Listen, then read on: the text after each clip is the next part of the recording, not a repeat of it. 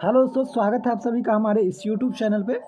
तो आज के हम लोग इस वीडियो में जो है क्लास 10th फिजिक्स का एक बहुत ही इम्पोर्टेंट क्वेश्चन जो कि कई बार एग्जाम में पूछा गया है, वो क्वेश्चन है क्या, तो आप लोग खुद पहले एक बार देख लीजिए। अवतल दर्पण का उपयोग हजामती दर्पण में क्यों किया जाता है। ठीक है, ये क्वेश्चन कई बार एग्जाम में पूछा गया है और 2 नंबर का।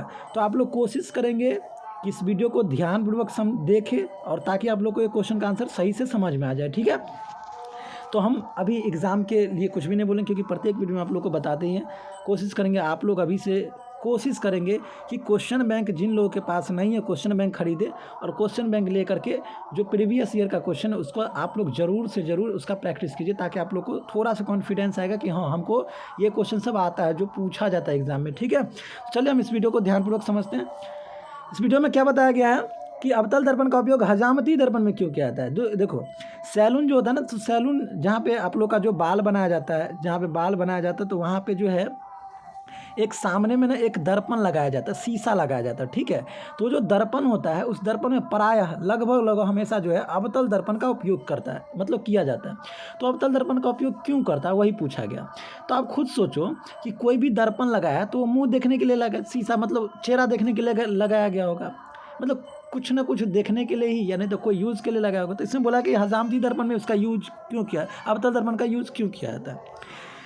तो सैलून वाले जो लगाएंगे, अब सोचो क्यों लगा सकते, तो सैलून वाले इसलिए लगाएंगे ताकि सामने में जो दिखेगा शीशा, उसमें जो व्यक्ति का बाल बनाया जा रहा होगा, दाढ़ी बनाया जा रहा होगा, तो उस व्यक्ति के बालों को, दाढ़ी को ही उसमें देखा जाए कि हाँ छोटा है या बड़ा है, या तो इसका मतलब क्या है कि उस व्यक्ति के बालों को स्पष्ट देखने के लिए उस दर्पण का उपयोग किया जाता है। लेकिन अवतल दर्पण का ही उपयोग क्यों किया जाता है। कोई भी दर्पण का उपयोग किया जा सकता था, लेकिन अवतल दर्पण का ही उपयोग क्यों किया जाता है, तो ध्यान से समझेंगे इसके बारे में। ठीक है, अब खुद सोचो कि आपको कोई किसी चीज़ को मारना है या किसी चीज़ को पीटना है, या मान लो कि आपको चावल, बहुत सारा चावल है, उस चावल में से ना कंकर को निकालना है, तो आपको एक ऐसा चश्मा लगा दिया जाएगा जिस चश्मा को पहनते आप उस कंकर को बहुत बड़ा बड़ा देखेंगे। तो बताओ, तो कंकर तुरंत नहीं मिल जाएगा? मिल जाएगा।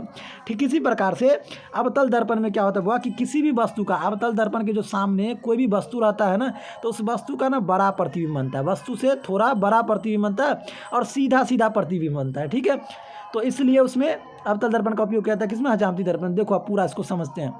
बोला गया है हजामती दर्पण में एक ऐसे दर्पण की आवश्यकता होता है। देखो, हजामत के लिए, केस वगैरह सब काटने के लिए एक ऐसे दर्पण की आवश्यकता होती है जिसमें बालों को स्पष्ट, मतलब अच्छे से, ठीक है, बालों को स्पष्ट रूप से तथा बड़ा देखा जा सके। मतलब बोला गया कि हजामती यानी कि दाढ़ी बाल सब बनाने के लिए एक ऐसा दर्पण होना चाहिए जिसमें छोटे छोटे दाढ़ी वाला जो बाल होता है उसको स्पष्ट रूप से और बड़ा बड़ा देखा जा सके, ताकि आसानी से उसको काट सके। ठीक है, तो बड़ा बड़ा देखने के लिए क्या होता है कि उसमें अवतल दर्पण का उपयोग किया जाता है। और क्या बोला गया यहाँ कि चूंकि अवतल दर्पण किसी भी वस्तु का प्रतिबिंब क्या बनाता है, सीधा तथा वस्तु से बड़ा बनता है।